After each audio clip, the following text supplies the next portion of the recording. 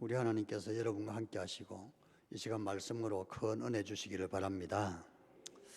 행복한 사람이란 제목으로 말씀을 나누려고 합니다. 인생의 목적이 무엇이냐 하고 물으면 행복이라고 말할 수가 있습니다. 우리 모두는 다 행복을 추구하고 있습니다. 공부를 하고 직장 생활을 하고 사랑을 하고 결혼을 하고 아이를 낳고 운동을 하고 사람을 만나 식사를 하고 교회에 와서 예배를 드리고 신앙생활하는 것까지 그 모든 밑바닥에는 행복하고자 하는 생각이 있는 것입니다. 행복이 무엇인가에 대해서는 많은 사람들의 생각이 다 같지는 않습니다. 우리는 우리 예수 그리스도를 따르는 믿음의 사람들인데 우리 주님 예수 그리스도께서 가르쳐주는 행복이 이것이 바로 인생의 행복이다 말씀하시면 그것이 행복이라고 생각합니다. 왜냐하면 예수님은 우리 인생의 주인이기 때문에 그러하고 내 자신이 주님으로 받드는 분이기 때문에 그렇습니다. 불교 신자들이야 석가모니가 이것이 행복이라 하면 행복일 것이고 공자를 따른 사람이야 그 공자가 가르치는 행복이 행복이라 하겠지만 예수 그리스도를 따르는 우리들은 예수님이 이것이 행복이다 그렇게 말씀하시면 그것이 행복인 것입니다. 예수님께서 직접적으로 이것이 행복이다 라고 말씀하신 것이 조금 전에 읽은 성경 본문 말씀인 것입니다. 그런데 이 말씀은 단순해 보이지만 해석이 좀 필요한 말씀입니다. 그래서 제가 기도하고 또 묵상하고 성경 주석을 참고하고 계속 이 말씀을 준비해서 뭔가 조금 깨달은 것이 있습니다. 그래서 이 깨달은 말씀을 여러분과 나눌 때에 우리 성도의 모두들도 이 말씀을 깨달으시고 인생의 깊은 행복을 공유하시는 성도들이 되시기를 주님 이름으로 축원합니다. 그렇다면 예수님께서는 무엇이 어떤 사람이 행복한 사람이라고 했나요? 첫째는 심령이 가난한 사람이 행복한 사람이다 이렇게 말씀하셨습니다. 심령이 가난하다. 여러분들이 마태복음 5장 2절에 나타난 이 말씀을 아무리 읽어봐 3절에 나타난 이 말씀을 아무리 읽어봐도 심령이 가난하다는 말을 단박 해석할 수 있는 사람은 별로 없습니다. 영어 성경에 보면은 poor in spirit이라고 되어 있어서 역시 그 말씀도 무슨 뜻인지 잘 이해할 수 없는 말씀입니다. 그렇기 때문에 해석이 필요한 것입니다. 도대체 심령이 가난하다는 것은 무엇일까? 제가 기도하면서 이 말씀을 깨달은 것은 마음을 비우고 사는 것을 말하는 것입니다. 마음을 비우고 사는 것, 마음이 가난한 것은 마음을 비우고 사는 것, 내 욕심을 내려놓고 사는 것을 말하는 것입니다. 욕심을 내려놓을 때 우리 마음이 평화롭고 하나님의 지배를 받을 수 있어서 내 마음에 천국이 되는 것입니다. 내 생각을 내려놓고 내 감정 내려놓고 내 의지 내려놓고 내가 좋아하는 모든 것들도 하나님께서 노 하시면 그것도 내려놓아야 되는 것입니다. 건강도 내려놓아야 될 때가 있고 생명도 내려놓아야 할 때가 있는 것입니다. 내가 가장 사랑하는 아들, 딸들도 내려놓아야 할 때가 있고 남편을 내려놓아야 할 때가 있고 아내를 내려놓아야 할 때가 있는 것입니다. 제가 이번에 많이 아프면서 이 모든 것을 다시 내려놔야 되겠다 생각을 했는데 집사람은 다 내려놔도 남편은 내려놓을 수 없다 그러더라고요. 아마 그런 분들도 계실 겁니다. 이것은 내려놓을 수 없다. 내려놓으시기 바랍니다. 남편도 하나님의 것이고 아내도 하나님의 것이니까 내려놓으셔야 되지 그 끝까지 붙들고 있어서 어떻게 하겠어요. 때로는 남편이 먼저 저쪽으로 갈 수도 있고 아내가 먼저 갈 수도 있는데 하나님 그렇게 하셨다 그러면 그저 받아들이는 것. 사실은 이렇게 마음을 비우는 것에 대해서는 빌립보서 2장에 사도 바울이 이미 우리에게 그 깊은 진리를 설명해 준 적이 있습니다. 빌립보서 2장에 보면은 사도 바울 우리에게 교훈하기를 너희 안에 이 마음을 품으라 곧 그리스도 예수의 마음이 그는 근본 하나님의 본체시나 스스로 하나님과 동등됨을 취할 것을 여기지 아니하시고 스스로 자기를 비워 종의 형체를 입으시고 죽기까지 복종하셨으니 곧 십자가에 죽으심이라 이렇게 말씀하고 있어서 바로 예수님께서 자기를 비우는 이 말씀 원어에는 케노시스라는 그 단어를 쓰고 있는데 철저하게 자기를 비우는 것입니다. 하나님의 아들까지도 하나님의 아들이 모든 특권을 다 내려놓고 스스로 자기를 종의 형체로 이어섰다. 이것을 비우는 상태라, 내려놓는 상태라, 이렇게 말씀드릴 수가 있는 것입니다. 그러면 이것을 겸비한 마음이라 그러고 겸손한 마음이라 그럽니다. 마음이 가난하다는 것은 겸비한 마음, 겸손한 마음으로 철저하게 자기 자신을 부정하고 주님을 인정하는 그 마음을, 심령이 가난한 사람, 이 은혜가 여러분에게 함께 하시기를 바랍니다. 그들의 마음이 천국이라고, 하나님이 다스리는 사람이라고 말씀하고 있는 것입니다. 두 번째로는 애통하는 사람이 행복한 사람이다. 이 말씀, 마음이 아파 우는 사람이 행복하다는 말씀인데, 일반적으로 마음이 아파 우는 사람은 억울한 일을 당했거나 괴로운 일을 당할 때 슬퍼해서 우는 것입니다. 지금 여기 본문에서 말씀은 그것을 말씀하는 것이 아니라, 애통하다는 것은 뭘 뜻하냐 하면은 내가 저지른 잘못에 대해서, 내가 지은 죄에 대해서 통절하게 뉘우치고 반성하면서 마음 아파하면서 눈물 흘리는 상태, 그것을 말하는 것입니다. 다윗이라는 이스라엘 성군이 말도 안 되는 죄를 지었습니다. 그는 죄가 탄로나기까지 뻔뻔한 사람이었습니다. 잘난 척하고 살았죠. 대단한 사람이죠. 믿음이 좋은 사람인 양, 모든 사람 앞에서 자기 자신 믿음의 기준이 되는 양, 그렇게 떵떵거리며 살았던 것이죠. 어느 날 선지자 나단이 와서 당신이 이런 죄를 지었다고 그렇게 죄를 지적했을 때 다윗은 깜짝 놀랐습니다. 그 죄를 듣고 보니까 자기가 세상에서 가장 추악한 사람인 것을 깨달았던 것입니다. 죄를 통절하게 뉘우치면서 자기 옷을 찢고 머리에 뒷걸을 뒤집어 쓰면서 하나님 앞에 회개하기를 시작했습니다. 다윗의 회개는 유명합니다. 말 한마디로 하나님 제가 잘못됐습니다, 그렇게 고백한 것이 아닙니다. 시편에 보면은 밤마다 눈물로 베개에서를 적시고 눈물로 내 침상을 띄우나이다. 하루 이틀 운 게 아니요, 날이면 날마다 밤이면 밤마다 자기의 죄를 뉘우치면서 하나님 죄송합니다, 잘못했습니다, 제가 죽일 놈입니다 하면서 다윗은 철저하게 회개하고 반성을 했던 것입니다. 그러면서 주의 성령을 내게 거두지 마시고 고범죄가 그 죄가 나를 주장하지 못하게 해달라고 하나님 앞에 간절하게 기도한 것이 시편 7편, 32편, 38편, 51편 다윗의 참회시를 보면 그 마음이 어떠한지를 알 수가 있는 것입니다. 하나님께서는 회개하는 다윗을 살려주셨고 그 마음에 위로를 해주셨던 것입니다. 우리가 하나님 앞에 내 자신의 잘못을 고백할 때 하나님께서 우리를 단죄하시는 것이 아니라 우리의 마음을 따뜻하게 어루만져 주시는 것입니다. 이 은혜가 행복이라고 말씀하고 있는 것입니다. 이 은혜가 여러분에게 함께 하시기를 주님 이름으로 축원합니다. 세 번째로는 온유한 사람이 행복하다, 이렇게 말씀했습니다. 온유한 사람은 마음이 따뜻한 사람입니다. 이 마음이 따뜻한 마음은 예수님의 마음이기도 하죠. 수고하고 무거운 짐진 자들아 다 내게로 오라, 내가 너희를 쉬게 하리라. 나는 마음이 온유하고 겸손하니 나의 멍에를 메고 내게 배우라. 마태복음에서 예수님께서 말씀하신 이 말씀 중에서 특별히 예수님 마음이 온유한 마음이라 이렇게 설명하고 있는 것입니다. 온유한 마음이라 어떤 것이냐면 참고 기다려주고 견디는 마음. 사람이 어떤 사람이 어떠하든지 간에 따뜻한 마음으로 그를 바라보고 그를 위해서 기도해주고 그를 바라보고 웃어주고 배려하고 격려해주는 그런 마음을 말하는 것입니다. 사람을 차별하지 않고 모든 사람과 열려있는 마음으로 따뜻한 말을 할 수 있는 그런 상태를 말하는 것이죠. 여러분, 따뜻한 마음을 가지고 살아가시기를 바랍니다. 그러면 내 자신도 행복하고 다른 사람들도 행복하게 되는 것입니다. 앤 구르텔이라는 미국의 유명한 심리학자가 있습니다. 그는 태어날 때 은챙이로 태어났습니다. 이 아이는 늘 열등감에 사로잡혀서 성장했다고 합니다. 지금은 이 은챙이를 간단하게 수술해서 거의 교정할 수 있지만 당시만 해도 그것이 어려운 것 같습니다. 자라날 때 너무나 힘들었습니다. 그는 그것 때문에 자신감도 없어지고 늘 위축을 받고 살아갔으며 결국 우울증에 시달리기도 했다고 합니다. 또 부모님에게 쓸데없는 원망과 불평을 자주 하기도 했다고 합니다. 그리고 이 소년은 세상의 모든 사람들이 자기를 싫어하고 좋아하지 않는다고 생각했다고 합니다.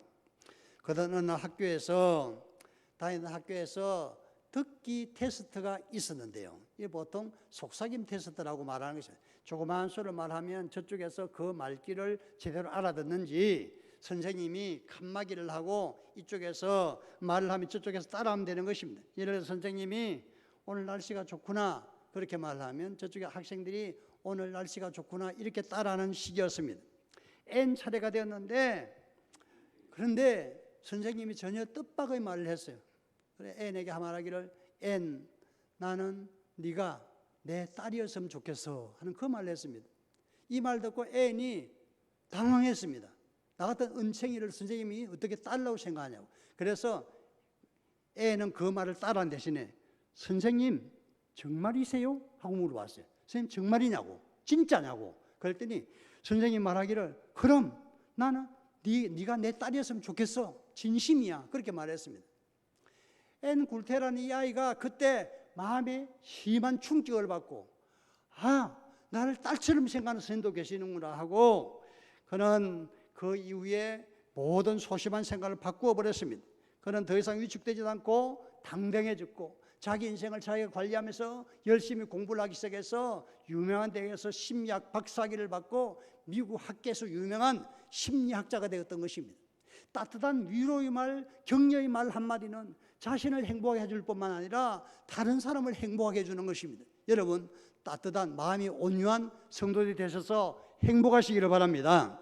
네 번째로는 의에 줄이고 목마른 사람이 행복하다 이렇게 말씀했습니다. 이 말씀은 의에 갈급한 사람, 목마른 사람이 시냇물을 찾아서 헐떡거리며 달려가는 것과 같습니다.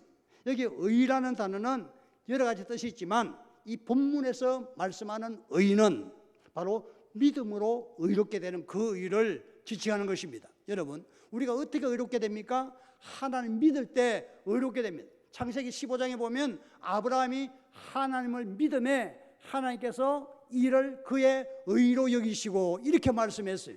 하나님 믿을 때 사람이 의롭게 되는 것입니다. 믿음이 우리를 의롭게 하는 것입니다. 그러니까 의를 갈급하게 삼한다는 것은 믿음 생활을 갈급하게 해야 의에 이를 수가 있다는 그런 뜻이 되겠습니다. 사람은 믿음으로 의롭게 되는 것입니다. 그럼 믿음이 무엇입니까? 히브리 11장에 보면은 예배를 열심히 제대로 잘 드리는 것이 정성스러운 예배를 드리는 것이 믿음입니다. 예배는 믿음이 또 무엇이냐면 하나님과 동행하는 것, 기도 생활을 제대로 하는 것이 믿음입니다. 믿음이 무엇이냐면 노아에게 믿음이라는 것은 하나님의 말씀을 순종하는 것입니다. 하나님의 말씀을 순종하기 위해서 정말 굶주린 사람처럼 열심히 하나님의 말씀을 순종하는 것. 믿음이 또 무엇이냐? 아브라함의 믿음이라는 것은 영원한 저 본향을 바라보면서 세상을 나그네와 행인처럼 살아가는 것, 그것이 믿음이라고 말씀하고 있는 것입니다. 그러므로 여러분 우리가 행복하기 위해서는 예배를 제대로 드려야 되는 것입니다. 예배하는 것이 행복으로 하는 길입니다. 기도하는 것이 행복으로 하는 길이고 말씀을 순종하는 행복으로 가는 길이고 영원한 본향을 사모하는 믿음이 행복으로 가는 길이다 이 말입니다. 그것이 바로 의를 사모하는, 이 의를 사모하는 그 마음, 의를 위하여 간절한 마음으로 굶주린 사람처럼 목마른 사람처럼 하나님을 섬기는 일에 최선을 다하는 그 의가 행복한 사람이라 말씀하고 있는 것입니다. 다섯 번째 보면 긍휼히 여기는 사람이 행복한 사람이라고 말씀하고 있어요. 긍휼히 여기는 마음은 다른 사람을 불쌍히 여기는 마음입니다. 이 단어는 레켐이라는 단어에서 유래를 하고 있는데 어머니의 자궁을 의미하는 것입니다. 자궁에서 유래하는 모성의 본능적 사랑을 긍휼이라 그럽니다. 모든 사람을 향해서 어머니의 따뜻한 마음을 가지고서 불쌍히 여기면서 사랑하는 것, 그것을 긍휼의 마음이라 하는 것입니다. 유명한 솔로몬의 재판을 보면 두 여자가 한 집에 살았는데 같은 시기에 아이를 낳았죠. 어느 날 보니까 한 아이가 죽어 있어서 그 엄마가 죽은 아이와 산 아이를 바꾸치기를 하게 됐는데 그 산 아기의 엄마가 보니까 내 아이를 저 여자가 자기 아이라고 하고 있어서 왜 아기를 그렇게 했냐고 내 아이라고 그랬더니 아니야 이게 내가 아이라고 옥신각신하다가 왕에게 재판을 걸게 되었고 왕이 자초지종을 다 듣고 나서 칼을 가져오라고 명령을 했죠. 칼을 가져와서는 부하에게 신하에게 이 아이를 둘로 잘라서 나누어주라고 저 두 여인에게 똑같이 공평하게 나누어주라고 했더니 친엄마가 마음이 불타는 듯해서 왕이시여 그리하지 마옵소서 이 아이를 저 여인에게 주옵소서 이렇게 말합니다. 왜 그렇습니까?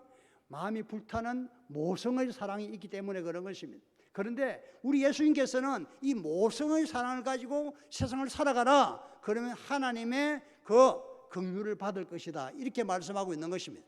세상의 모든 사람들, 여러분 미워할 사람은 아무도 없는 것입니다. 어떤 사람이든지 간에 어머니의 따뜻한 마음으로 사랑을 베풀고 살아가야 되는 것입니다. 어머니가 아들을 기르는데 못된 자식이라고 차별합니까? 끝없이 품어주고 참아주고 사랑하고 아껴주고 먹을 거 챙겨주고 그러지 않습니까? 그 마음을 가지고 살아라, 그러면 하나님의 긍휼을 받을 것이다, 이렇게 말씀하고 있는 것입니다. 이 은혜가 여러분에게 함께 하시기를 주님 이름으로 축원합니다. 여섯 번째는 마음이 청결한 사람이 행복한 사람이라고 말씀하고 있습니다. 성경을 유심히 보면 마음이 더러운 사람은 악한 영에 사로잡힌 사람이 더러운 영이라고 그렇게 표현하고 있어요. 사탄을 더러운 영이라고 표현하고 있습니다. 근데 우리 하나님 믿는 사람의 마음은 깨끗한 마음, 순수한 영혼으로 살아가야 하는 것입니다. 우리의 마음이 깨끗해지려 그러면 예수님을 우리 마음속에 모시고 살아야 되는데, 예수님 모시고 사는 우리도 어느 순간인가 보면은 또 마음에 어떤 더러운 것이 쌓이는 것을 경험할 수가 있는 것이죠. 흰 옷을 입고 다니다 보면 어디에서 묻은지 모르게 때가 묻고 얼룩이 묻을 때가 있는 것입니다. 나는 깨끗하다고 생각하는데 하루 종일 이 사회에서 나갔다 오면은 어디에서 먼지도 쌓이고 때도 묻고 그러지 않습니까? 그래서 발도 씻고 얼굴도 씻고 그렇게 해서 깨끗하게 하는 것입니다. 씻기를 싫어하면 안 되는 것이죠. 씻기를 싫어하는 사람 중에 보니까 제가 읽어본 중에 제일 엽기적인 사람이 6.25 사변 중에 중공군이 참전을 했는데, 중공군 총사령관이 한 사람이 있는데 팽문가 하는 사람인데, 보니까 참전한 1년 6개월인가 2년인가 한 번도 세수도 안 하고 씻질 않는다 그러더라고요. 씻질 않고 옆에 가면 냄새가 나는데 그 사람이 최고 책임자예요. 그런데 그 사람뿐만 아니라 그 당시 중국의 최고 책임자인 마오쩌둥, 모택덕도 씻기를 싫어했다 그러더라고요. 씻질 않는데 무조건 이빨도 안 닦고 이빨도 누런 금이빨하고 그렇게 웃고 다닌다 그러는데 뭐 그래도 괜찮았나 봐요. 근데 옆에서 보기에 조금 불편하죠. 항상 몸을 깨끗하게 단정하게 하듯이 우리는 우리의 마음을 깨끗하게 해야 될 줄로 믿습니다. 세상이라는 것은 죄악이 많아서 내가 세상 속에 어울리다 보면 어느 순간 오염되고 더러워진 내 자신을 볼 수가 있죠. 그때는 우리가 우리의 모든 허물과 죄악을 주님께 자백하고 깨끗하게 용서받아야 하는 것입니다. 요한일서 1장 9절에 보면 만일 우리가 우리 죄를 자백하면 저는 미쁘시고 의로우사 우리 죄를 사하시고 모든 불의에서 우리를 깨끗하게 하실 것이라 말씀하고 있는 것입니다. 우리가 날마다 기도해야 되는 이유는 바로 하나님께 내 자신의 어떤 잘못된 것, 잘못된 생각, 잘못된 마음, 잘못된 어떤 언어들, 이것들을 통해서 내가 잘못된 오염된 죄악에 물든 내 자신을 깨끗하게 정결하게 해야 된다는 이유인 것입니다. 깨끗한 성도들이 되시기를 바랍니다.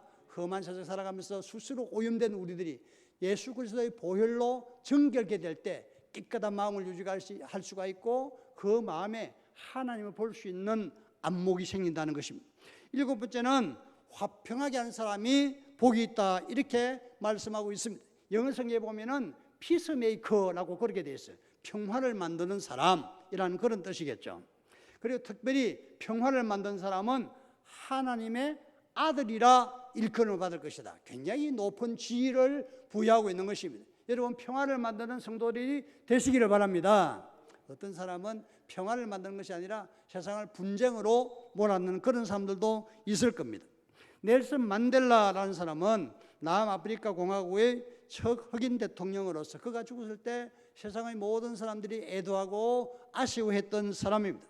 그는 1994년 노벨 평화상을 받았고 1994년도에 76살의 나이로 남아공의 최초의 흑인 대통령이 되었던 것입니다. 넬슨 만델라는 1918년에 태어나서 1952년에 남아공 최초의 흑인 변호사가 되었고, 그리고 흑인 인권운동을 하다가 1962년도에 체포가 돼서 27년간 억울한 감옥살이를 했습니다. 1990년 2월 27년간의 감옥살이를 하고 석방된, 전 세계 인권단체가 요구해서 어쩔 수 없이 남아공에 석방을 시켜줬죠.